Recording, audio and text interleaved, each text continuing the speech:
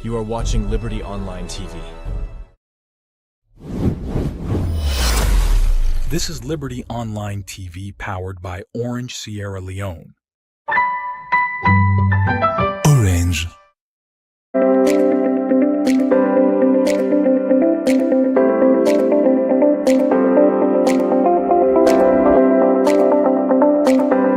As people, it seems as if we don't even manage it at all. Plenty finger pointing will happen after the elections, especially after this dialogue back. It meets the needs of the people, or the challenge and the way the people then look forward to for a solution. Where did they bring Westcam into the country? Instead of them paying 0%, they will pay 5% on the value. Because the oil based South are going to be on a two tax. And a two tax that they use for run the states. But what is inside these budgets, we see there is going to be room for macroeconomic stability.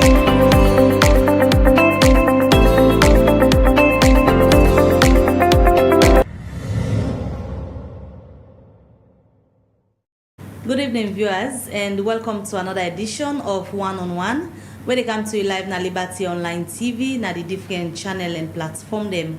Also, you get to remember say One on One na program where Liberty Online Television design for bringing come to you updates on issues them where we can debate on and also discuss on a daily na the breakfast show. And at this edition of One on One, we all know say right now the alarming call where they, as a nation, the whole society they call for the alarming rates at which young people they take Kush. The government able for put foot down and see a decision be made where the supply chain for one go be blocked, and also how for manage the victim and the one that we don't get addicted to Kush currently. Well, that's make this net now one-on-one where they can continue the conversation as we be done the do all in days here. And this net now the studio now a pleasure for welcome Tambasori, where now the Chief Executive Officer for Initiative for Criminal Justice Reforms in Sierra Leone. Good evening and welcome to One on One and Liberty Online Television. Good evening, Mabel, and thank you for welcoming me. Alright, like I don't tell the viewers them today na this edition of One on One, where they can talk about the alarming rate at which young people don't they take Kush, how we don't they see community people don't they react to them people how they take Kush, and also waiting it for be done as a whole society and the nation for tackle the issue of Kush. But before we can go into the discussion proper, we get to do with Kush. Just for the viewers them we perhaps not only follow on activities them Initiative for Criminal Justice Reforms. Waiting exactly when I don't do. Okay, good question, and thank you very much for that. Initiative for Criminal Justice Reform, of course, the acronym go ICJR, SL.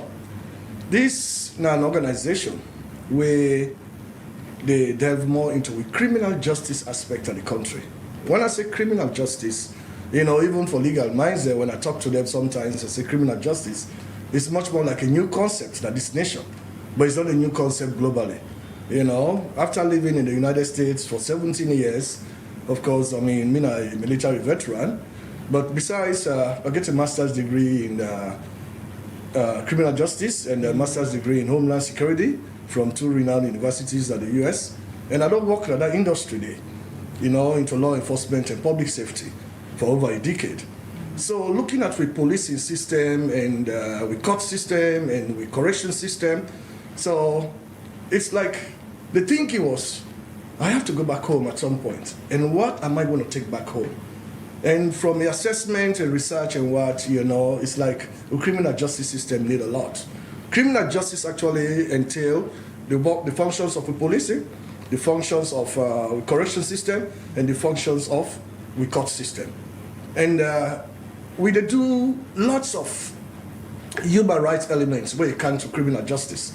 How the police they handle issues, how corrections, where the people are in detention, violations can take place, this and that, anything where they against, the human rights and stuff like that. Those are the things we really work on. Not as a human rights organization, but we deal with lots of elements of human rights. And now that even bring we for even come up with this press release as regards viral, videos that we don't go around about Kush victims. and how they're being treated, how they're being handled, and things of that sort. All right, before we can talk now about on our position on the issue of how people on the respond to the issue of Kush victim them, especially from community levels, because you and I know the videos them where they go viral now, how they look like, what are the implications of the human rights implications, and all of that. Let me just know the issue first for young people the number don't they increase on a daily. Where don't they take Kush? What do not think about this? What do not think so they drive the young people into Kush addiction? Well, for the most part, it's one, lack of direction, lack of sensitization, awareness, to communities, peer influence, things of that sort. All them things and then are factors that we don't really drive young guys, into this Kush, addiction and things like that. And I guess what really puts me words in clear in the sense, because they are college graduates now. There are people in college where they abandon their studies then because of Kush. They are being distracted. They are being taken away from that.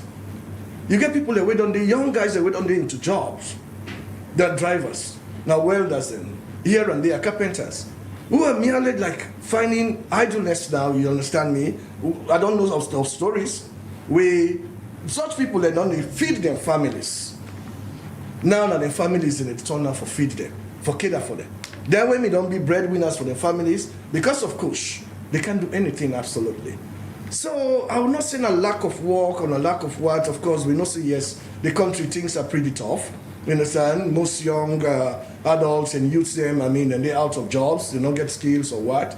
But it's high time we try for really do everything for bring this whole menace to a halt, because it affect the nation, the socio-economic status of this country, and everything. And these are future leaders of tomorrow. I'm strongly involved with the rehabilitation process launched by government, but that I'm not going to comment on too much.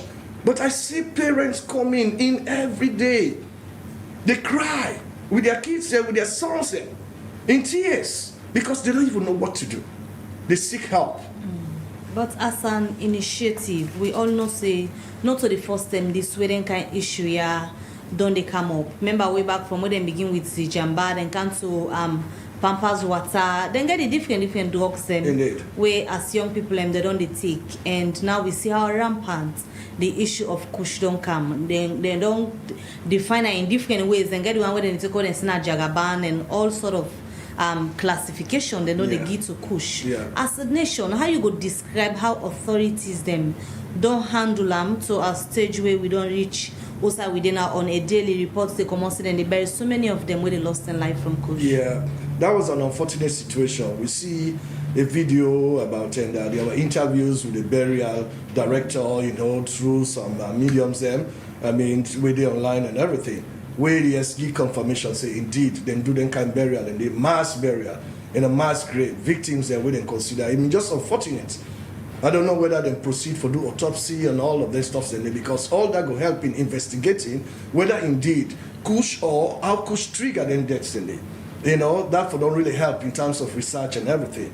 If autopsy them don't be done on the one and day and see those reasons and how Kush they really, really, really urge or push towards death, they create all them kind of death numbers there, them kind of fatal, situations they have for young men them. It's really, they're in tears seeing such a thing they happen, and I feel say government need for jumping, and government don't make, attempts, then they don't establish a rehab center, and government they work with other agencies and, organizations and what, for make them see how they can able to find a solution to this problem or bring a halt to this problem, because it's everywhere. You go north, south, east, west, you go to Kono, you go to Bo, you go to Kenema, it's everywhere. So this, I feel say, you get to be a holistic approach, a multifaceted approach, where you get to come from different angles, from community help, from this, of that, or wherever. Organizations, the government, international organizations as well, make them really see how they can put a halt to this whole thing. Okay. And of course, we think of, people with intent to distributors. So these are all things where the police and sector for come in. We immigration system get for really be effective for see how we can able to track if these things are coming from outside. Because we don't get news and say they don't get labs and now, where they, produce those things within. So, We they ask communities, we they ask people, may they give tips to the police on areas there where probably they will produce their stuff there. Because it's not good for the system, it's not good for this nation. The way how they thing on the rampant, the one will make plenty people concerned as to also for start on this fate. Because if allegations we don't come out say people in top positions and they were involved in all of this, how for break the chain of supply at this stage? Well, that in itself is in the hands of the police. It is in the hands of immigration. Police are the law enforcement, are the law enforcers in this country. And we intelligence, agency and all of that stuff. So this is like everybody get for day on deck. For seriously see who are these producers? How never go after them? Who are this chain? I mean, well, I always do things as journalists, we always want evidence. Of course, people go make claims saying that these people in Lipana, these people in Lipana, but this is not a matter of blame game right now. Let's go for whoever are the producers, whoever are the distributors, whoever are the retailers. If I have my way, with me a little background on criminal justice, every hut, every buffer, every household in this country, as long as there is probable cause or there is reasonable suspicion, say yes, these people are involved in this kind of thing, there should be a warrant of arrest. I mean, a search warrant. Go to those places, do those searches, and if they see evidence, get those people, give them, charge them to court. You understand me? But serious offenses that. Those are serious offenses. Those are felonies, charges and that. Give them lengthy time behind, but as long as the court convicts them, as long as we get those examples coming out, that will create an atmosphere where it will deter the intent of other people from doing that. So many people on the call say, na for let government declare a state of emergency on Kush, na could be a significant step for eradicate them. But from the Initiative for Criminal Justice Reforms, when I think say that could be a solution to the current state at which young people in the take just a declaration say there is a state of emergency on Kush. Yes, I'll go with that. A state of emergency, but because as long as people are being buried in mass graves, that gives an indication of the severity of this issue. And I believe say not only limited to Freetown. These things are happening elsewhere in the country. We get upline, we get north, south, east, west, we get suburban areas everywhere. So we have to take that into cognizance because dead bodies are being picked on the streets. It's not only happening in Freetown, it's happening elsewhere. So I would support the idea if government really come to that conclusion for declare a Kush emergency in this country. Talking about the severity of the issue, authority they don't need to get them with the seriousness and the kind of emergency where this require. Well, there's evidence of course, authorities that are aware of it. Because through the Ministry of Social Welfare, they launched a rehabilitation center, like Hastings. I've been visiting there, actively involved in the rehabilitation process. And it's been going on well. That's more like a pilot phase. And that's the very first time we build such a structure, we launch such a project in this country. So it's more like a pilot phase where they try to use them as a model for CNEC and go nationwide. But there are a series of successes there. I would say that for free. You understand? Even though, yes, constraints, they're still involved, but there are a series of successes where those that are here there right now, believe you me, I think there's a whole lot of difference from when they came in there and what they are now. But addiction entails a whole lot of things. A whole lot of things. That is why, in fact, I bring out a press release, the organization bring out a press release about these viral videos that they go around. We can't talk about them viral videos and the way they go around. But back to the question I asked regarding the way how state authorities don't they handle the issue of Kush? Yes, you don't make mention of the rehabilitation center. Besides, they did a parliament like yesterday. Parliamentarians and questioning the heads of agencies there, like the NDLA, the Ministry of Health. And these are all agencies. And from the response, then we come to that particular hearing in a parliament. Yeah. Is there in any way for break that chain of supply? Because we begin hearing excuses upon excuses. Even the agency where they for handle drugs they tell we say they not get facility the way they need. They don't even get the manpower and all of that for do the work. Are we serious as a nation to fight Kush? Yeah, well, to answer that question, maybe I get this thing where we all can say a million miles journey begins with a step. Whatever it is, we can talk in French, says, mieux tard que jamais. That means it's better late than never. If government not ever taken too serious, I'm sure with all the hyping of publications, the media, and everybody sounding off, trust me, government will do something this time around. I just said the seriousness day. When you see parliamentarians, they say, don't they call in, the this and that. So the attention is being drawn from all this, the happenings that we don't go around, videos that we don't go around. We only monitor social media, we see. People, from outside, diasporans, international, everybody's kind of concerned. But everything they talk about, so now similar thing in this way been start, the time they already begin the Pampers water, the time the Kush been the small force, we begin see and small and it's up, then they shake the for them, we begin see them kind of here, but at a point, just like after 3 weeks, we see all focus again where government or partners and been get, they left again. So we don't result to this. What's in difference pandemic meeting here we go really be something we go cut that supply chain, because not to the first time this we're meeting them or people they talk say we want. That is very true. We get a law enforcement agency in this country, whether the Sierra Leone police. They get a wide range of things they for do. They get for go everywhere for make sure say yes, they break that chain. Whether they're retailers, whether they're this, that is one way we can help. Then, of course, addiction entails a whole lot. We need social workers, we need psychiatrists, we need drug specialists for calming. These are processes, especially for get people out of it, so that people will be reformed and people will be reintegrated back into this, their communities. And all that takes a lot. It entails a whole lot of, the manpower. It entails a whole lot of specialists. Then it entails because these people need addiction or something where it just don't go away overnight. I don't know in the US we are in. I don't see people on there in rehabs. Don't go there. Maybe they do 6 months, then come back, then relapse. So there are things that we then get for look into, like relapse prevention courses, training, 12-step standards training. I forget people, especially when they don't get into that first phase, they don't detoxify them. The detoxification don't take place. They don't come out of it. That craving don't limited. Then they get for begin go step by step, for train them.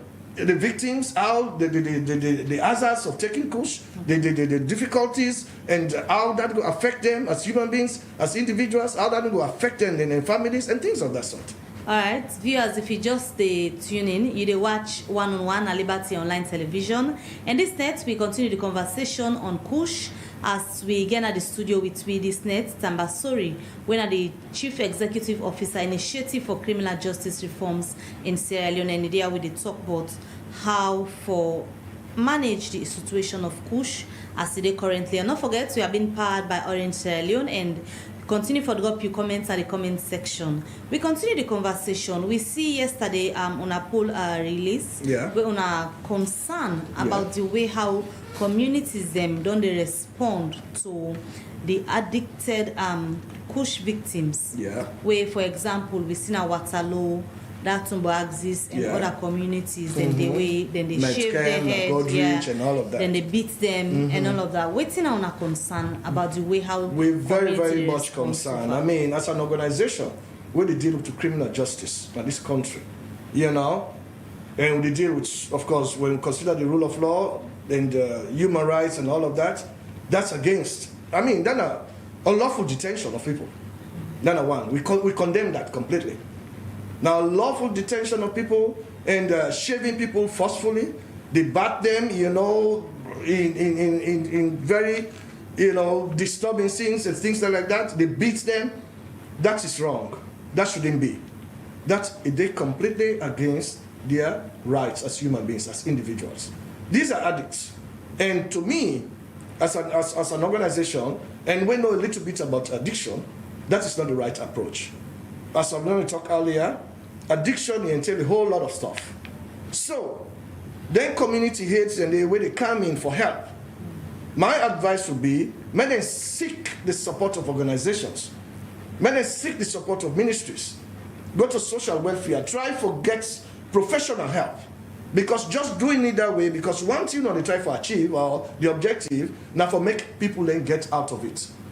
So those forceful standards, not get any indication say yes. These guys, at the end of the day, when they are released into the streets, they are not going to go back to the same practice. So, but doing that, for me to accomplish that, it entails a whole lot. Now that make them they outline them.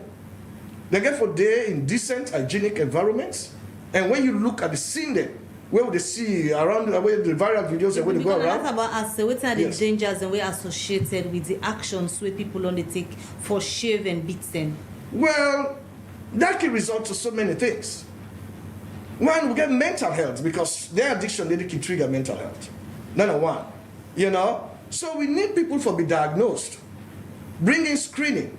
You get to know the low risk, the medium risk, the high risk victims there. And how? Because then addictions and it can trigger other health complications within the system.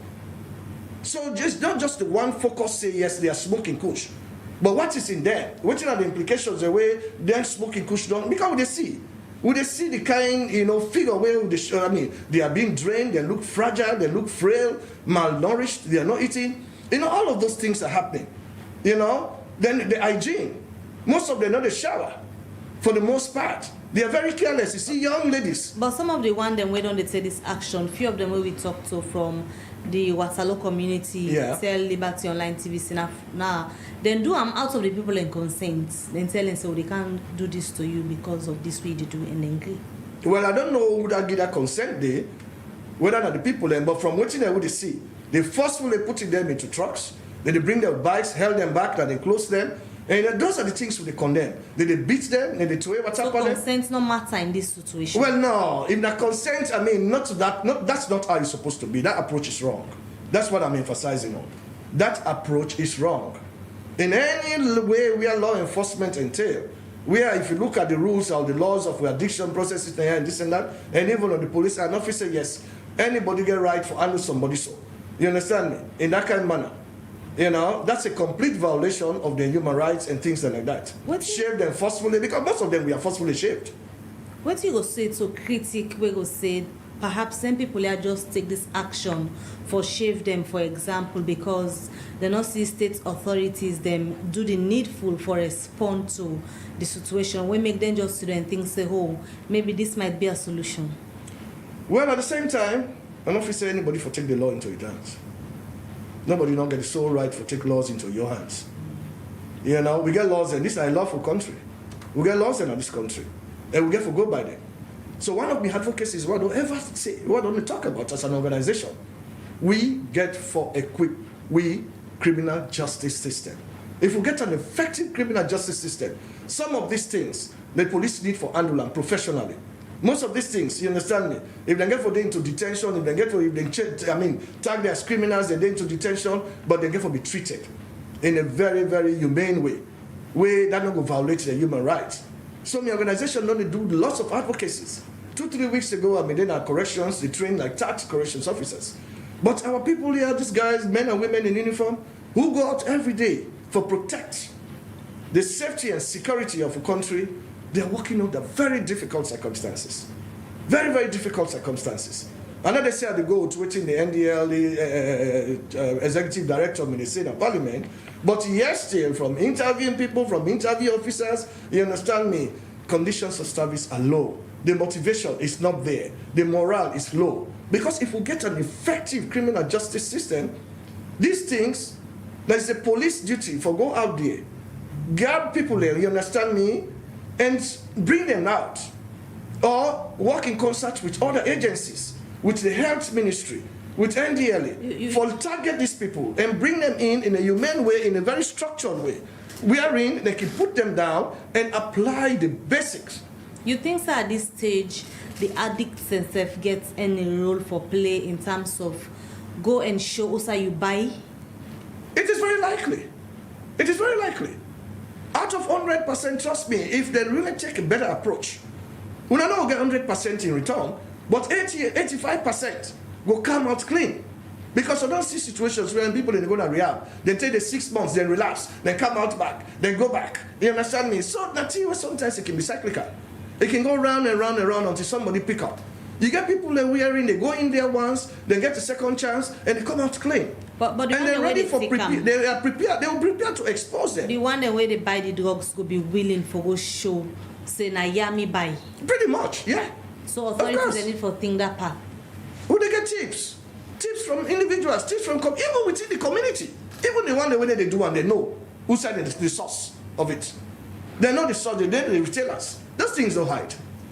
They know the retailers, they know the producers, they know the suppliers and all of that stuff. So sincerity don't dip and effect against Kush, with that being said? Pretty much. Because if the authorities, them really sincere, they're not going to tell the nation, say, up till now, then they fend, other than they bring Kush, or other than they sell Kush, even though after years we don't discuss. Like the media, for example, don't they trail this issue for so long? Well, coming back to the same thing. Sincere? Coming back to the same thing, where they talk about, as an organization, we limited actually to the workings of criminal justice system. If we have an effective criminal justice system in this country, because when you talk about security, especially internal security, because these things, they undermine security severely, and they undermine the safety of citizens of this country. Because most of these guys, they can go lay hands on anything. I know they ain't bored on me outside again in my office, because I don't go beat and lay in the morning. Every little things these guys put hands on, they're ready for go sell up. You understand me? And we know they get result. You know, so that's why we need real measures. We need real measures for upgrade with criminal justice system in this country.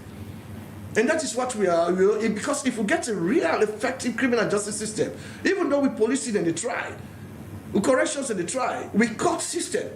Then when they producers in period, give them some charges, you know, and convict them.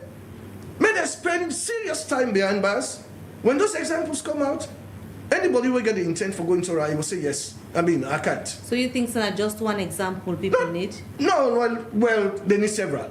They need several examples. Because it's like there are so many people involved into this. Because the way they don't rampant, I don't know anybody, I'm not naming names, I'm not hire anybody in this case. But if they catch somebody, trust me, I'll be there for protest against that person. Say, yes, you're not doing any good to this country. You know? Your organization, they frown at the way how some community don't respond in terms of taking action against the addicts. Yeah. So at this stage, what do you go prefer as a safer option for manage the situation as it is now, especially for the one them we don't addicted to the Kush, then go tell you, say, if I not take them for the day, I not start me day it? That's a very good question. This is my advice. I don't say that they do very well. I commend them. You understand? But I condemn the action, the approach. And the approach is just wrong. They can change that, they can rephrase the approach. Go broadly to communities and talk to people. Get them for coming willingly. But that forceful attempt, go shave them forcefully. Pile them down. Wait, look who's they sleep. They sleep in accommodation, in all of those things. These people, the way they do it, then get that kind of support.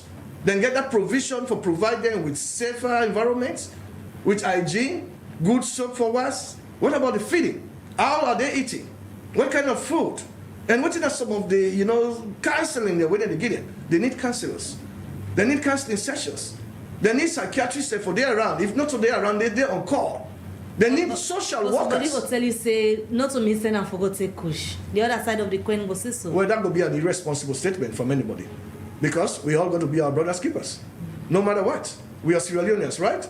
And if tea affects one man, not say it can affect you. Some of we don't old enough for witness the one of this country.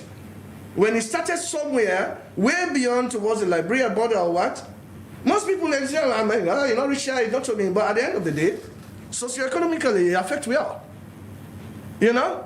And it eats in the fabric of society. Because schools there, now they tell displaced, internal displaced. Some of we all were displaced. Me, I was displaced from Kono. We all get for can't choke in Africa. Begin fence side for day. This and that. So it's difficult. So that rural urban migration, forcefully, it makes things change for so many families. You know, that library room, they get to say they were born this and that, we couldn't. Because we were attacked by rebels and we had to run away for our lives. So don't just say, not to me, say I forgot take Kush. Let's be responsible. Let's show concern, because at the end of the day, it affects you, it affects me. And we get to look at that with it. But as I emphasize again, the attempt for even get the boys off the streets, for talk to them, I feel say entail lots of processes. You understand me? It goes a long way, and if they want to achieve their objective, because one thing about addiction, it's very easy for somebody to relapse and go back into it. So we have to be mindful of that. And for me to totally eradicate those things from people, He entail the whole thing of, specialists for day, drug addict specialists for day, and counseling for day, and they go through health screenings. All of these things for happen. Then get things that when they call the 12 steps, I even bring them out and get them there. You understand me? These are, that consideration for extended rehabilitation processes, you get relapse prevention programs, and things of that sort. All of them things, and you get individual assessment and family tracing, because we need families and for support these boys back. How many people locate the families? How many people get the parents and the guardians and for come in and give us support? And if they don't, if they don't try, they don't detoxify them, they don't do this, they don't do series of processes, then go back to the communities. If they don't get the proper counseling and processes, how they will go reintegrate back to the community, definitely they're going back to square one. All right, Mr. Sori, as we come to an end to this edition of One on One, what will be your message, especially to the authorities and way everybody don't they call now for declare a state of emergency on Kush so that they go able for intensify breaking the chain and also managing the one that we already don't be addicted to Kush. Whose message you get for them? This is a message. Please, may they ask government, equipped with criminal justice system, with policing system, even though we don't see reports, we don't see videos of law enforcement. You understand me? Elements, not all, elements within law enforcement. They're all there, they stop, then they take Kush, you understand? Certain individuals. But that's not only limited to Sierra Leone. You go to America, you get bad cops, you get good cops. Then you get cops where they do things out of the way. You get cops where go chase black men just because they are black. Those things, we're not there within the confines of them policies and procedures. So you must get bad elements there within everywhere.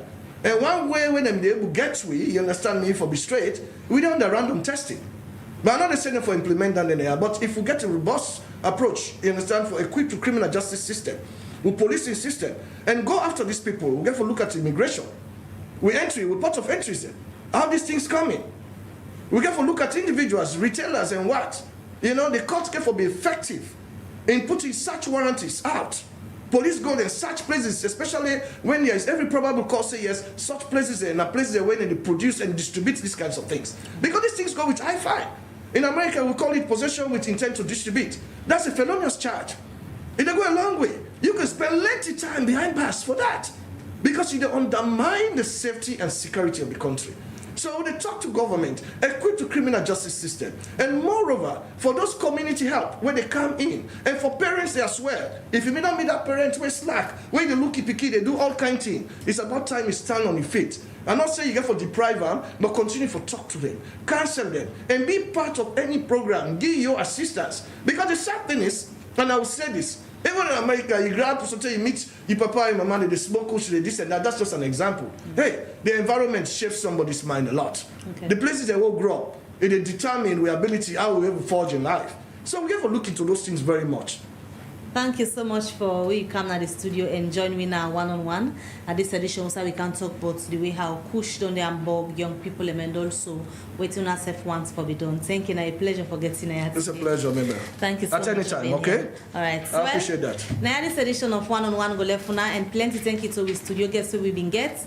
We're Natamba Sori, the Chief Executive Officer for Initiative for Criminal Justice Reforms in Sierra Leone, will be the talk about the issue of Kush. Plenty thank you to Yusuf, we don't follow Liberty Online Television. Continue for tell person, we go tell other person about Liberty Online TV. Until we meet again, many thanks to the production team. Mabel Kabade say good night.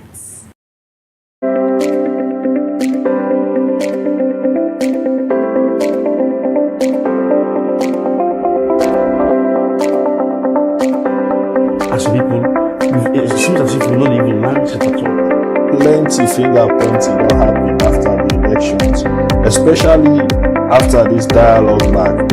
It meets the needs of the people, or not the challenge and the way the people then look forward to for a solution. Where did they bring West come into the country? Instead of them paying 0%, they will pay 5% on the value.